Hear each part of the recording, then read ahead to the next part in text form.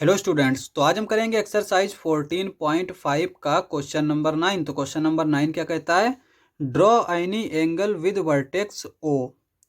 हमें एक एंगल बनाना है जिसका वर्टेक्स ओ हो। तो एंगल किस तरह से बनाते हैं? जिससे दो रे जाती हैं। ये हमने पॉइंट लिया, एक रे इस तरह से गई और एक रे इस तरह से गई, तो ये जो है वो एंगल हो जाता है और इसको हमने ओ मान लिया।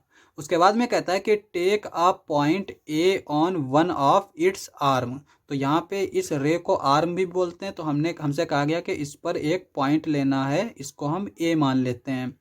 And it's arm and be on an other such that, और बी हमें दूसरे पर लेना है इस तरह से। आगे कहता है such that O A is equals to O B, यानी ओ ए और ओ बी जो है वो इक्वल होना चाहिए, इस तरह से लेना है। आगे कहता है draw the perpendicular bisector of O A and O B, let them meet at point P.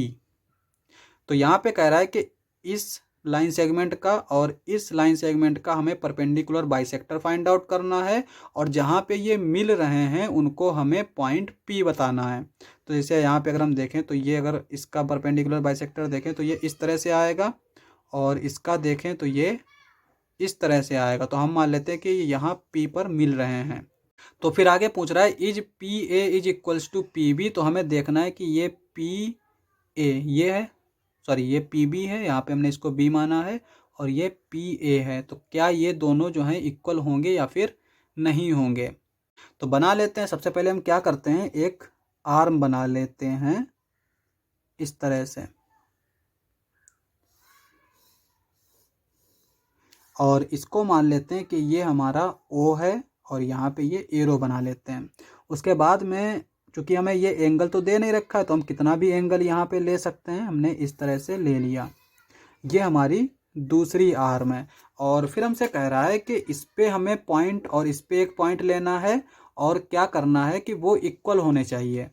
तो यहाँ पे हम क्या करते हैं, कंपास की हेल्प से यहाँ पे पॉइंटर रखते हैं और एक कट इस तरह से लगा लेते हैं, एक कट इस तरह से लगा लेते हैं। तो यहाँ पे ये जो ये वाला पॉइंट आया है, इसको हम मान लेते हैं ए, इसको हम मान लेते हैं बी। तो अब ये जो डिस्टेंस है और ये जो डिस्टेंस है वो हमारी क्या हो गई, इक्वल हो गई।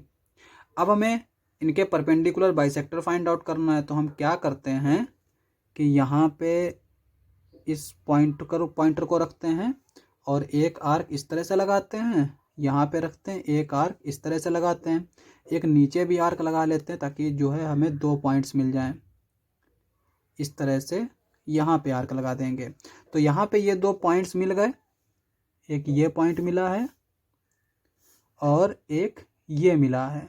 अब इन दोनों पॉइंट्स को हम मिला देते हैं। तो यहाँ पे इस पॉइंट को इस तरह से मिला देंगे, ये हमारा 90 डिग्री का एंगल बना लेगा। अब यहाँ पे एक हम बना लेते हैं। तो यहाँ पे हम रखते हैं, ये आर्क लगा लेंगे और एक ऊपर आर्क लगा लेंगे। फिर हम पॉइंटर को यहाँ पे रखेंगे और इस आर्क को काट देंगे, और फिर सिमिलरली ऊपर वाली आर्क को इस तरह से काट देंगे। तो हमें फिर दो पॉइंट्स मिल गए, एक ये पॉइंट है और एक ये पॉइंट है। फिर हमें क्या करना है, इस पॉइंट को इस पॉइंट के साथ मिला देना है। तो अब यहाँ पे ये जो दोनों एक दूसरे को कट कर रहे हैं, तो ये हमारा क्या है, ये है P। इसको हमें चूंकि बोल रखा है कि P मानना है, तो हम इसको P मान लेते हैं। अब हमसे पूछ रहा है कि क्या PA और PB जो है वो इक्वल होंगे। तो यहाँ पे देख सकते हैं, देखो यहाँ पे हम क्या करते हैं, पहले यहाँ पे या तो हम रूलर से भी देख सकते हैं या फिर हम इसको डिवाइडर से भी चेक कर सकते हैं। तो अगर हम रूलर से देखें तो यहाँ पे हम इसको 0 पे रखेंगे, और यहाँ पे देखें तो ये क्या दिखा रहा है, 2 सेंटीमीटर।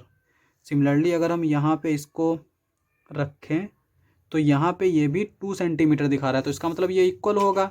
तो अगर रूलर से नहीं देख पा रहे हैं तो हम इसको डिवाइडर से भी चेक कर सकते हैं।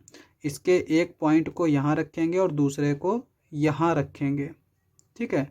तो यहाँ पे देखो, ये इस तरह से हमने ले लिया। अब यहाँ पे अगर हम इन दोनों को इस तरह से देखें तो यहाँ पे देखो, ये भी हमारे सेम पॉइंट पे आ रहे हैं। तो इसका मतलब ये हुआ कि PA जो है वो PB के इक्वल होगा। तो हमारा आंसर हो जाएगा, यहाँ पे लिख लेंगे answer, yes PA is equals to PB। Question समाप्त। नेक्स्ट लेक्चर में करेंगे नेक्स्ट क्वेश्चंस। आज के लिए बस इतना ही।